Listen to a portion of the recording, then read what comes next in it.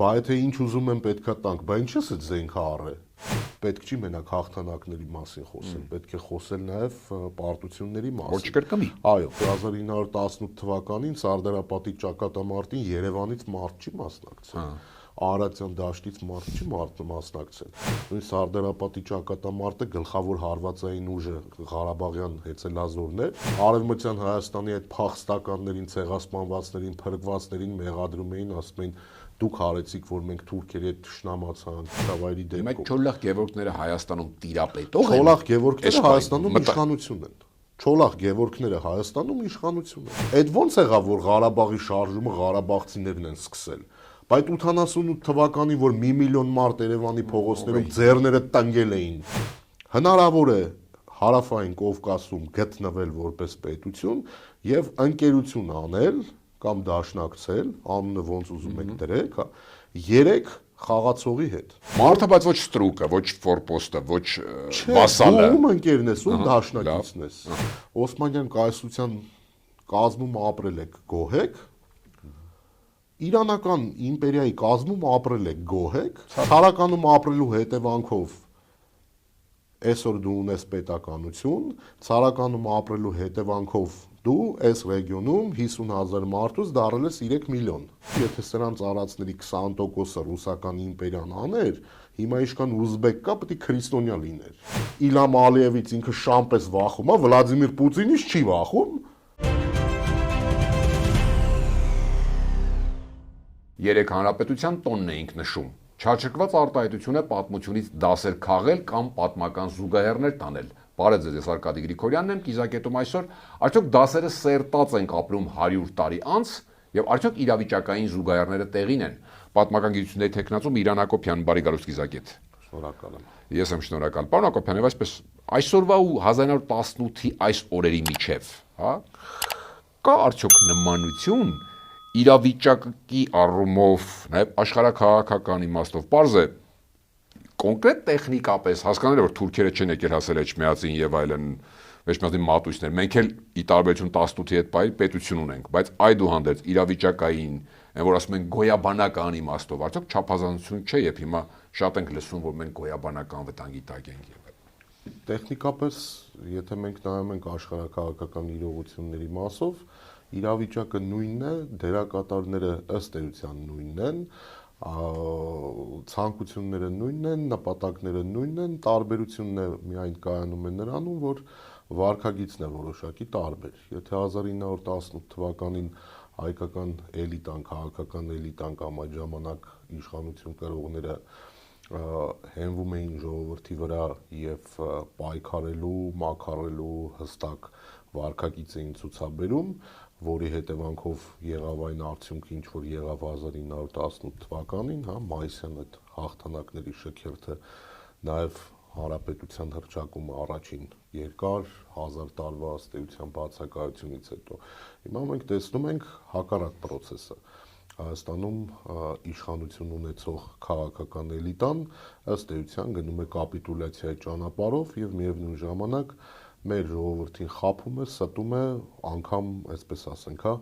ամենատարական անասունի տեղ է դնում։ Հա, բացատրելով, որ օրինակ զորահանդես են անում եւ ցուցադրում են ինչ որ զինատեսակներ, միաժամանակ պահպանելով հայկական բանակի թաքուն պահելով ստորաբաժանումում եղած այն ինչ որ վաղուց ցուցադրվել է հայկական զորահանդեսներում, հա, 60 կիլոմետրից ավել հեռահարություն ունեցող ոչ մի միջոց չէր հանվել, դե, որովհետև կարող է հարևան Ադրբեջանում եւ Թուրքիայում դա չողջունեն, իսկ առանց այնտեղից ողջունելու կարծես թե Հայաստանում իշխանություն ունեցողները ոչինչ չեն անում։ Եվ այս ժողովրդին մի կողմից ցույց տալով թե իբր զենքեր են առել, մյուս կողմից գնալ նույն ժողովրդին ասել, դե գիտեք ինչ կա, եթե մենք իրենց պահանջները չբավարարենք, այդ պարագայում կլինի պատերազմ ու մենք կկործանվենք, կջախջախվենք։ Հասկանալի, աշխարհաքաղաքականը նույնն է, ճիշտ հասկացա, բայց ներքինն է տարբեր։ Այն ժամանակ գնում էինք չեղածից եղածը ստեղծելու, հա, հիմա գնում ենք հիմա հակառակը, որովհետև շատ པարզ բացատրություն կա այդ ամեն ինչին, պայքարելու համար, մաքարելու համար, ազգային նպատակներ դնելու եւ դրա հետևից գնալու համար անհրաժեշտ է հանրային կոնսոլիդացիա, ազգային կոնսոլիդացիա։ Հայաստանում իշխանություն ունեցող այս վայ էլիտա կոչվածը, բացի երկպառակություն անելուց, բացի բաժանարար գծելուց, բացի բոլորի դեմ հանելուց, ուրիշ ոչ մի բանի ունակ չի։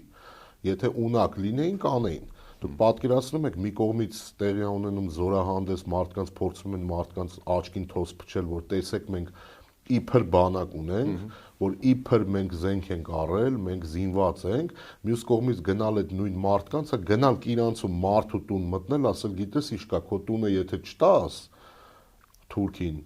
պատերազմ է լինելու եւ այդ պատերազմում մենք ջախջախվելու ենք։ Բայց այստեղ հարց է չի առաջանում, ես պատահական չեմ ասում, որ մի ամբողջ ժողովրդի անասունի տեղ են դրել, որովհետեւ մենակ անասունը չի կարա, չէ՞, այդքան մտածի, որ տրամաբանությունը չի հերիքի, որ չհասկացանք, բա եթե ինչ ուզում են պետքա տանք, բա ինչի՞ս այդ զենքը առե։ Այսինքն այդ զենք առնելը շատ նման է, երբ որ մի քանի տարի առաջ, 2019 թվականին, 18 թվականին ձեռք էին բերում այն հայտնի Սուխոյի կործանիչները, որոնք պարզվեց, որ տուրիստական նպատակներով է ձեռք բերված, մինչև այսօր դրանք հրթիռներ չունեն։ Այսինքն նույն բանն է, եթե չես կարակելու, ինչ ես դա առել։ Հասկանում եք, տարիներ հետո այս ամեն ինչը ոչ ես կարա պահես թաքցնես։ Տարիներ հետո, երբ որ հետաքննություններ լինի, նախ պարզվելու է, որ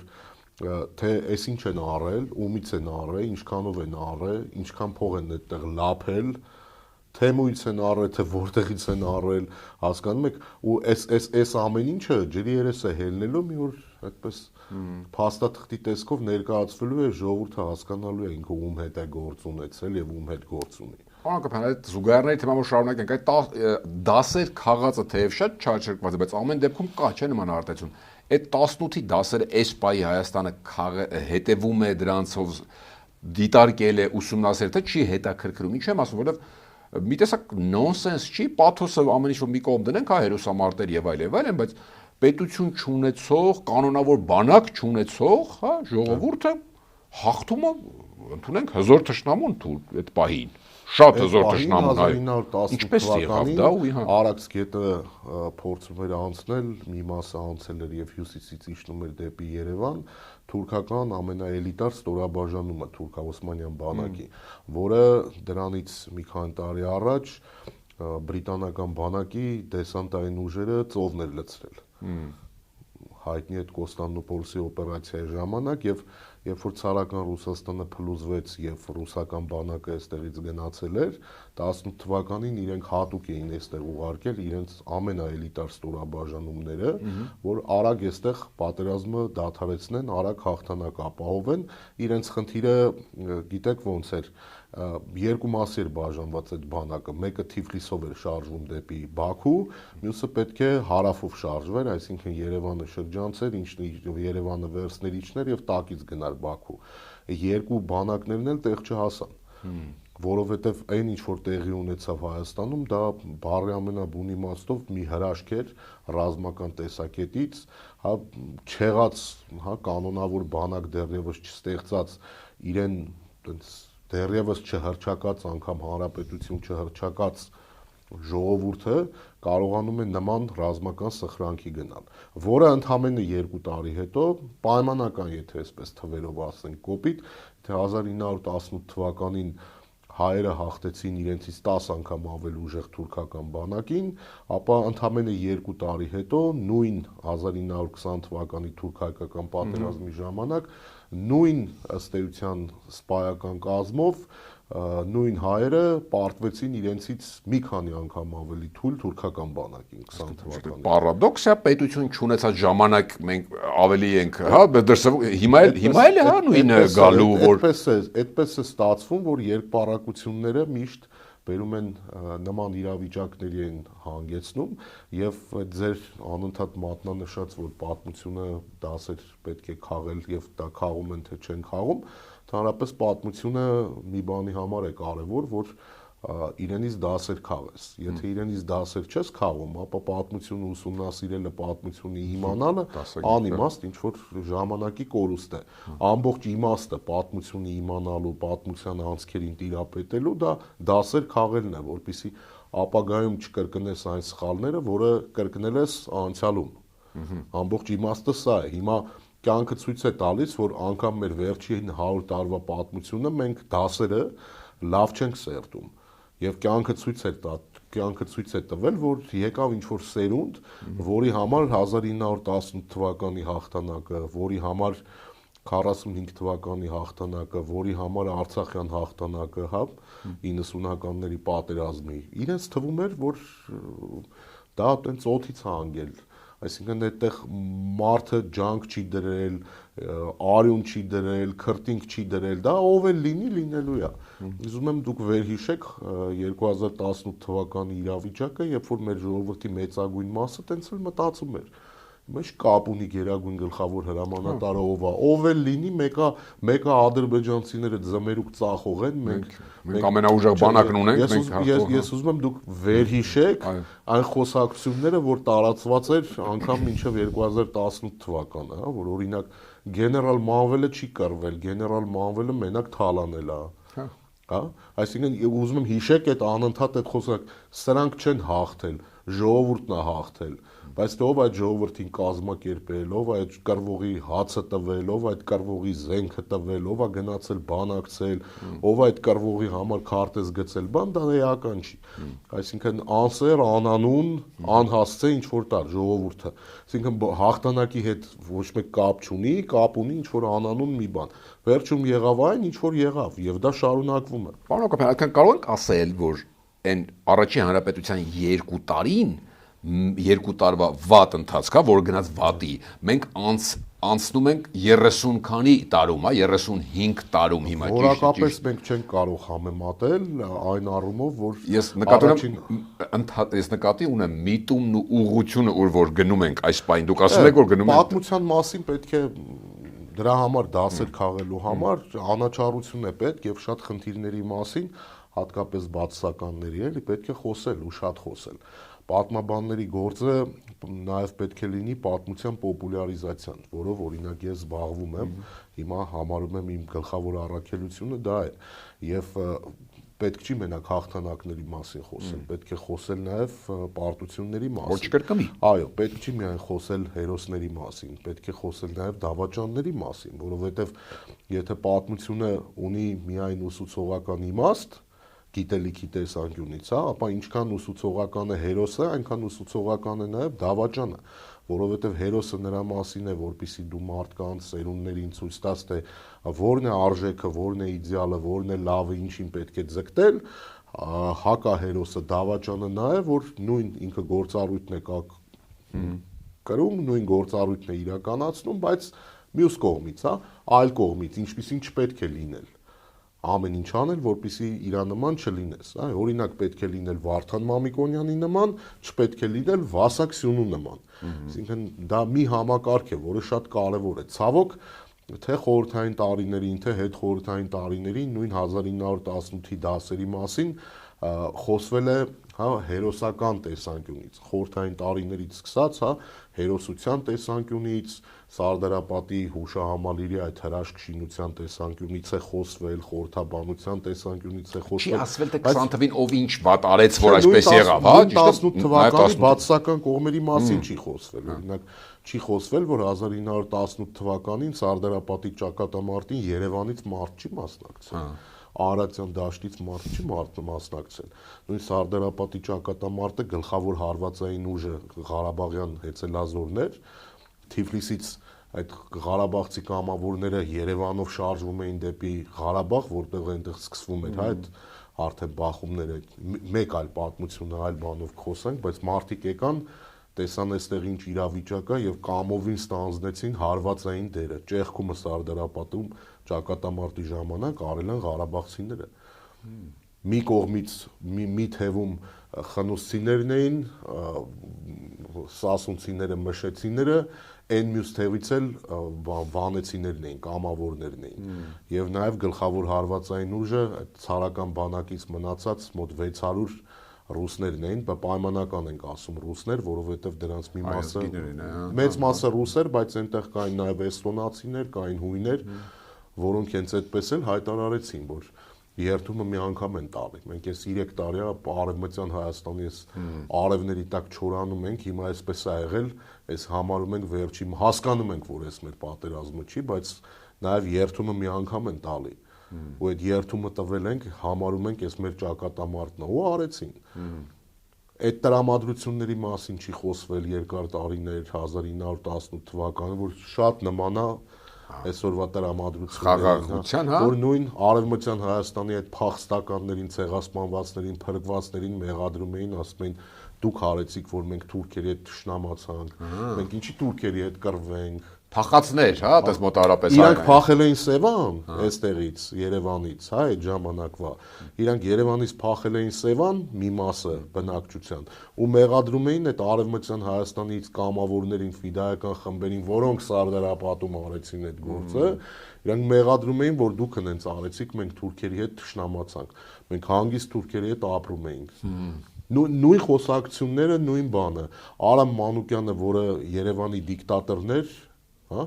նշանակվեց դիկտատոր, որպեսզի արագ կազմակերպի ու ստացվեց նրա մոտ, հա։ Արամ Մանուկյանը Ղարաբաղյան ծագում ուներ, չնայած ինքը երկար տարիներ համարվում էր, որ Շուշիում է մեծացել, բայց իրականում ինքը Կապանի Զեյվա գյուղում է ծնվել։ Նույն խոսակցությունները Ղարաբաղցիները եկել են այստեղ, իրանք իշխանություն ունեն, բա մենք ինչի շատ նույն։ Մենակ հայտնի այդպիսի հակահերոս կերպար կա Դավաճան Չոլախ Գևորգը։ Չոլախ Գևորգին, ասում են Արամ Մանուկյանը իր սենյակում է գնդակը արել։ Կա նման պատմություն։ Այդ խոսակցությունները տարածելու համար, նման խոսակցություններ տարածելու համար, ռեկետով զբաղվելու համար։ Այսինքն մենք այս ամեն ինչը միշտ քողարկել ենք, մենք ասած մեր սոցիումը, հա, տարիներով շուրջ 1 դար։ Այս զազրելի երևույթների մասին մենք չենք խոսել, բերել ենք միայն հրամցրել ենք հերոսական էջերը, ցույց ենք տվել մենք սերունդներին, թե մենք ինչքան լավն ենք եղել, մեր նախնիները, մեր պապերը ինչքան քաջ են եղել, ինչքան խելացի են եղել, ինչպիսի կամային որակներ են ունեցել, կռվել են, մաքարել են, պայքարել են եւ հաղթել են, բայց միաժամանակ այն վատը ցույց չենք տվել։ Այ որ վատը ցույց տայինք, դա այսօր բուժիչ կլիներ, հա, ճիշտ եմ հասկանում։ Վատը որ ցույց տայինք, բներից առնետների նման դուրս չեր գա այդ խավը, որովհետեւ այդ խավը միշտ կա։ Հիշեք այսօրվա իմ խոսքերը, հա, հիմա 2026 թվականն է։ Ինչ որ ժամանակ անց երկրում իրավիճակ է փոխվելու, նոր իշխանություն է լինելու, նորմալ արժեքային համակարգով, հա, բարոյական ինչ որ այդ խավը, այդ Չոլախ Գևորգների խավը, էլի ինքը նույն մի քիչ փոխաբերական է իմաստով, հա, բայց ինքը նորից գնալու է այդ այնց առնետի նման պահկվելու, հետո մի քանի սերունդ հետո ինքը նորից հա դրսևորվելու է համապատասխան միջավայրի դեպքում։ Մենք Չոլախ Գևորգները Հայաստանում տիրապետող են։ Չոլախ Գևորգները Հայաստանում իշխանություն են։ Չոլախ Գևորգները Հայաստանում իշխանություն են։ Մենք պետք է դա ընդունենք, որ Չոլախ Գևորգների տեսակը այսօր Հայաստանի վարչապետի աթոռին նստած մարդը Չոլախ Գևորգ է իր տեսակով։ Այդ մարդկանց մտածածը հենց դա է, այսինքն խնդիր չունեն իրենք դա բարոյական տեսանկյունից, արժեքային տեսանկյունից մի օր գոռալ Արցախը Հայաստան է եւ վերջ, հաջորդ օրը գոռալ, որ Արցախը Ադրբեջանն է եւ վերջ, հետո կանգնել մարդկանց վրա գոռգռալ բառի բուն իմաստով, որ դու ինչի չես զոհվել, ինչի չես մեռել, ինչ ես կենթանի մնացել, այն մարդկանց, ում տարել են Ղարաբաղում, հա, տենց գերության են հանձնել, թողել են շրջափակման մեջ, թղթով տվել են, ասել են մենք երաշխավորն ենք, ոչինչ չեն արել այդ բլոկադայի ժամանակ, պատերազմին չեն խառնվել։ Այդ մարդիկ հիմա եկել են Հայաստան, այս մարդկանց ասում են դե դու մենք ձեր համար գիտեք ինչեր ենք արել, դուք ով եք, վերընկեք, դե այս տոնայնությամբ խոսալը հա դա Չոլախ Գևորգություն է։ Չոլախ Գևորգներ են։ Եվ հակառակ կողմը, այդ եմ ուզում ասել, իրենց զսպող, պատժող Արամ Մանուկյան տեսնում եք, Մանուկյաններ տեսնում եք։ Դա ժամանակը բերելու է դրան պարտադիր, որովհետև պատմությունը հենց դրա մասին է, պատմության, հա, ցիկլերը դրա մասին են։ Դրանից չես խուսափի, դրանից ոչ մեկ չի խուսափել պատմության։ Լինելու են անպայման։ Միանշանակ, ես առաջի անգամ եմ երևի ձեր եթերով էլ դա բարձրաձայն եմ, ոչ մեկ դրա մասին չի խոսել, համենայն դեպս ես չեմ լսել, հա, բայց ինչ է տեղի ունեցել։ Այսօր մեր հանրության մի հսկայական զանգված ձենը կտրած նստած է եւ թողել է, որպիսի այդ խիստ փոքրամասնությունը Չոլախ Գևորգները Ղարաբաղցիներին մեղադրեն, որ դուք բան արեցիք, շարժումը սկսեցիք, տապալեցիք, հիմա էլ գոհ եք, որ եկել եք այստեղ, այսինքն իրանց այնպես են պահում, կարծես թե Հայաստանը Գերմանիան է, փախստականներ է ընդունել, ենթադրենք Սիրիայից մտել, ասում է գոհ եղի, որ ես քեզ տուն եմ տվել։ Այն դեպքում, երբ որ այդ մարդիկ մեր հայրենակիցներն են, մեր արունն են եւ մեր քաղաքացիներն են։ Եվ ամենակարևորը, այդ ոնց եղավ, որ Ղարաբաղի շարժումը ղարաբաղցիներն են սկսել։ Բայց 88 թվականին, որ 1 միլիոն մարդ Երևանի փողոցներում ձեռները տնկել էին, այդ իրանք կապ չունեն դրա հետ, այդ ոնց եղավ, որ Ղարաբաղյան շարժումը սկսեցիք հիմա տապալման համար իրանց վրա եք գցում, բայց Երևանի փողոցներում, որ ձեռները տնկած Ղարաբաղ էին գոռում, այդ մարդիկ կապ չունեն դրա հետ։ Թե մենակ Ստեփանակերտում դուս եկան, ասեցին Ղարաբաղը Հայաստանն է, բայց ինչի՞ եք Երևանում գոռում Ղարաբաղը մերն է։ Հասկանում եք, այս կարևոր փիլիսոփայական թեմա է, սրա մասին պետք է շատ խոսել, որովհետև ինչ եղել է, ընդհանուր է եղել։ Ղարաբաղը մերն է, դա Ստեփանակերտում չի որոշվել մեծամասամբ, դա Երևանում է որոշվել մեծամասամբ։ Խորհրդային Հայաստանի ղեկավարությունը հո Չոլախ Գևորգներից չէր բաղկացած, Մյասնիկյանից մինչև Կարեն Դեմիրճյանը, երբ Ղարաբաղի հարցով Խորհրդային Հայաստանի ղեկավարությունը հետամուտ չի եղել։ Միշտ էլ հետամուտ են եղել, միշտ էլ խնդիրը Կենտկոմում բարձրացրել են։ Միշտ սա եղել է, այսինքն սա համազգային խնդիր է։ Հիմա մի ամբողջ ազգ քաշվել է մի կողմ, Հայաստանով եւ Սփյուռքով։ Թույլ է տալիս, որպեսզի Չոլախ Գևորգների իշխանությունը Ղարաբաղցիներին մեղադրի, որ Ղարաբաղյան շարժումը դուք եք սկսել, դուք եք տապալել, մենք էլ։ Հա, դու ես որ փակես, դու ես բացել, թե կամ մարդը ասի, ես համարում եմ, որ Հայաստանի անկախության հռչակագիրը այդ սխալ է։ Այդ մարդը Հայաստանի վարչապետի, հա, պաշտոնն է զբաղացնում։ 8 տարի է իր աշխատանքային գրքույկը որ կա, դա աշխատանքային գրքույկի հիմքը այդ սահմանադրությունն է, որի հիմքը անկախության հռչակագիրն է։ Դուք հասկանում եք մենք ինչի հետ գործ ունենք, մենք ինչ աննորմալ տրամաբանության հետ գործ ունենք եւ մենք ինչ հակաբարոյականության հետ գործ ունենք։ Բայց պատմությունը ամեն ինչ բերում դնում է իր տեղը, հա, դա աքսիոմա է։ Ու դրանից անհնար է հիմա այս իշխանությունները ինչքան էլ փորձեն այս կոմ փախտեն, միևնույնն է չի ստացվելու։ Դա ոչ մեկի մոտ չի ստացվել։ Բայց հանկարծ այնպես չտանի, որ 20 թվի օրենքն ենք ախր 1900 պարոնակության դա նկատի ունենք։ 1920 օրը։ Մենք արդեն ընկել ենք։ Մենք արդեն ընկել ենք։ Հիմա պետքա այդ մասին բացահայտ խոսվի, որ շատերը ասում են Ռուսաստանը օրինակ կկլանի Հայաստան, Ռուսաստանը Հայաստանի հետ հիմա վարվում է օրինակ շատ արդար։ Ուզում ես գնաս դեպի Եվրամիություն, դե կտանես ապրանքներդ էլ Եվրոպական միությունում կծախես, գազն է եվրոպական գներով կառնես։ Ու ինչքան ես եմ հասկանում այս գործընթացին, իրենց խոսակցության հասցեատերը այլևս, այս Չոլախ Գևորգների իշխանությունը չէ, հասցեատերը այլևս հայ ժողովուրդն է, Հայաստանի Հանրապետության քաղաքացիներն են։ Ասում են գնացեք, որոշեք։ Դուք ձեր Չոլախ Գևորգի հետ դուք ձեր հարցերը լուծեք։ Մեր մոտեցումը սա է, մենք ձեզ ինչքան պետքա տենց բարուրի մեջ պահենք, ինչ որ բան անենք։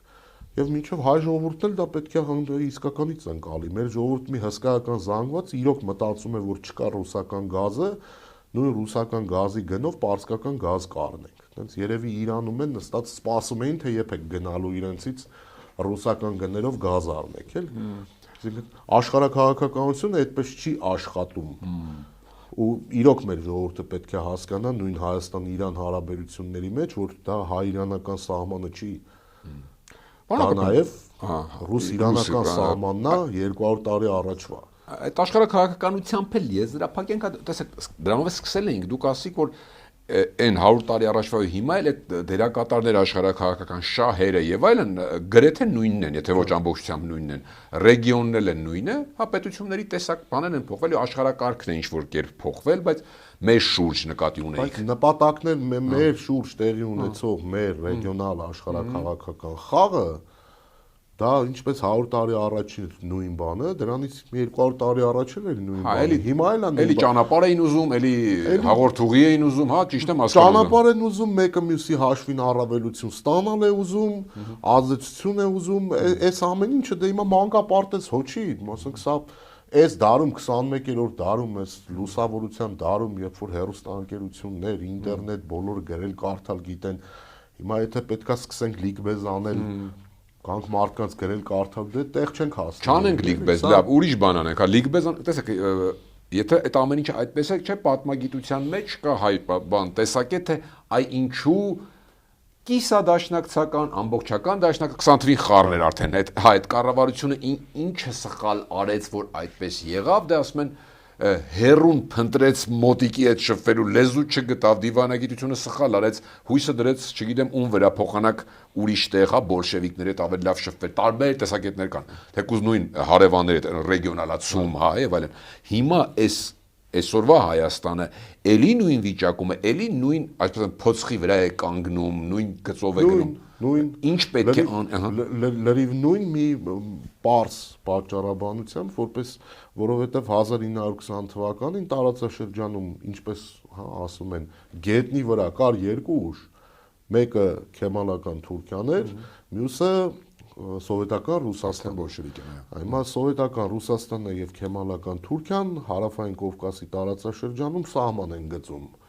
Այդ երկու ուժը կա տարածաշրջանում, իրանք են որոշում։ Հայաստանի այդ ժամանակվա իշխանությունները կարծում էին, որ բրիտանական իմպերիան, հա, Ֆրանսիան, իրանք Հայաստանում գործոն են եւ կարող են իրենք լինել նրանց մարդը,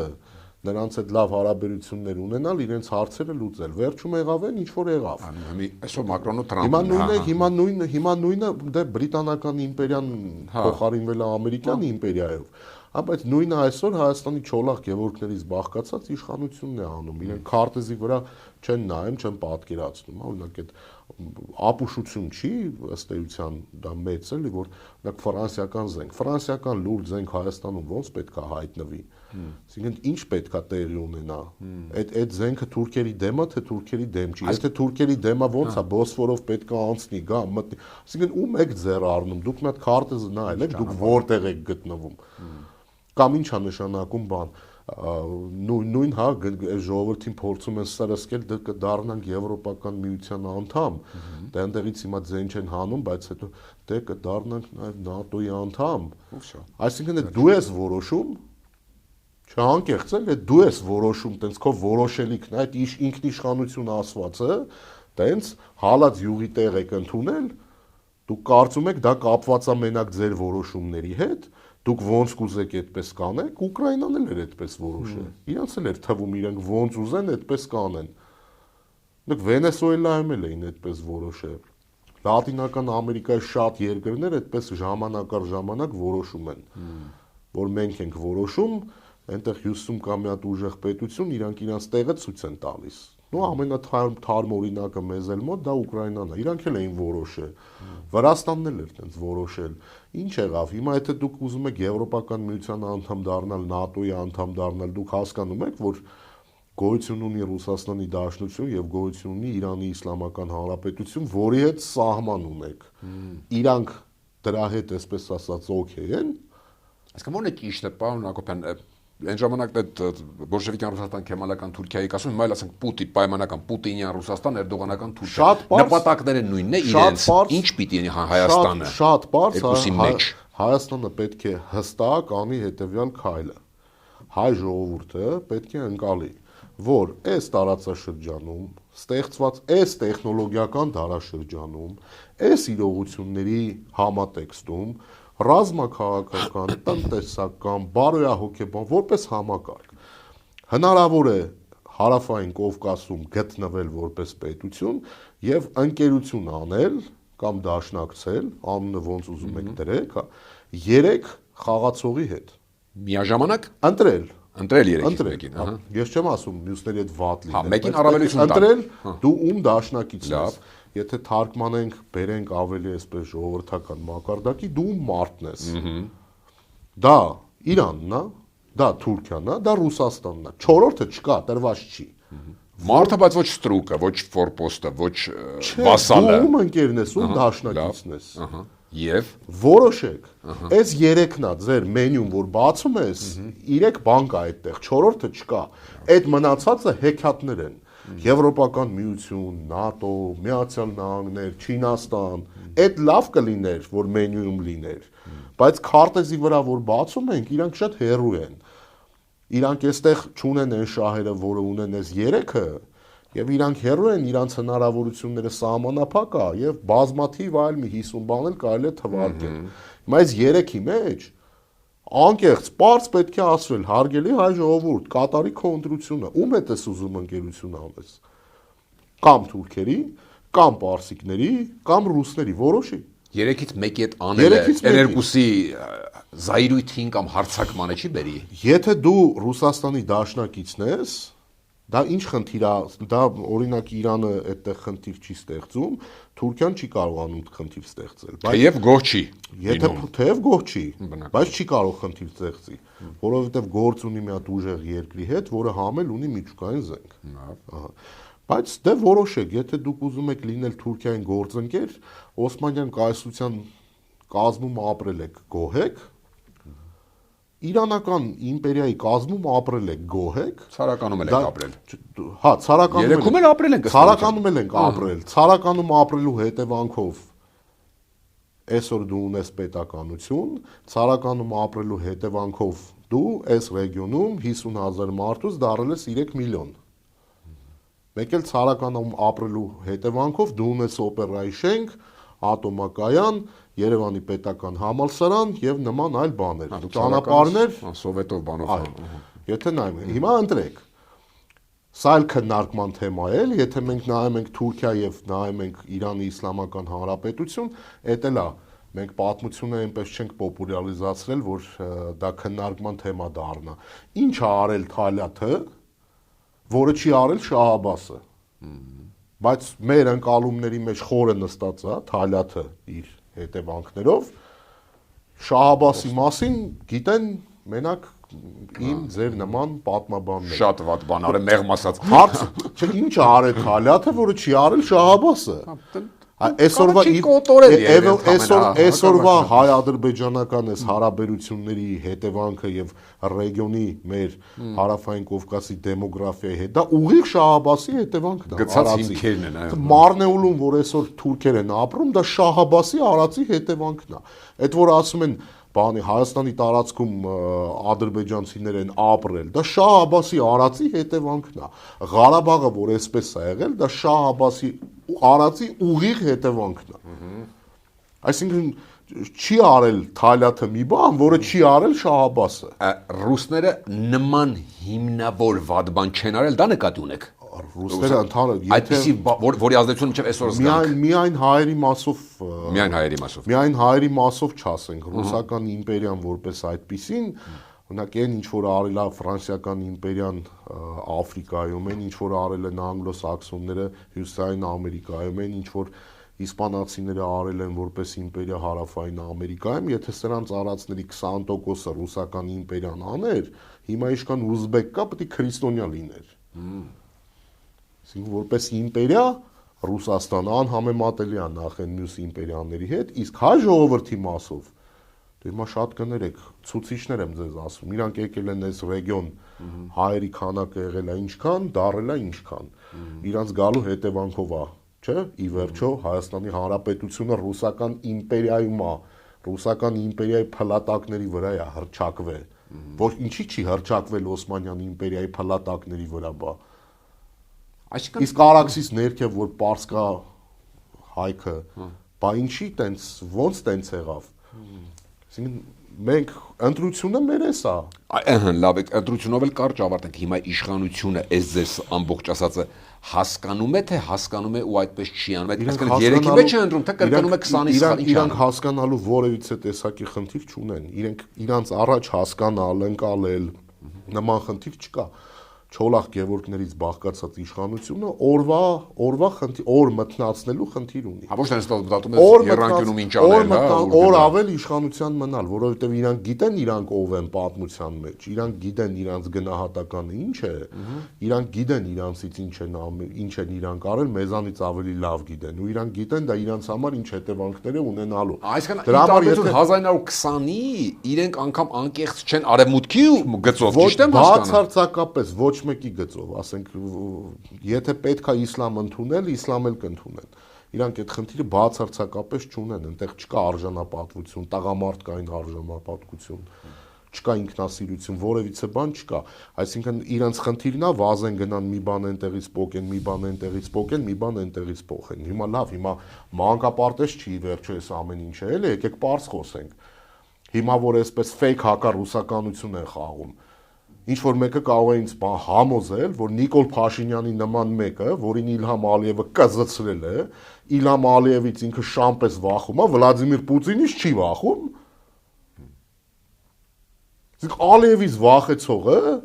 Պուտինից չի վախենում։ Դե լավ, հիմա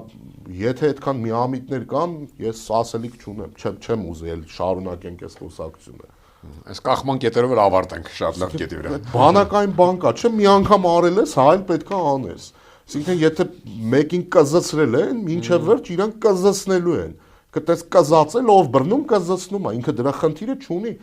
Ինքը հայտնվել է մի այնպիսի իրավիճակում, որ իրան մենակ պետքա կզցնեն ու դա անում են։ Ու այդ fake իրավիճակը, որ ինքնիշխանության համար ենք պայքարում, դու Ալիևից ես շամպես վախում, բա նրանցից ինչ ես անում, տենց։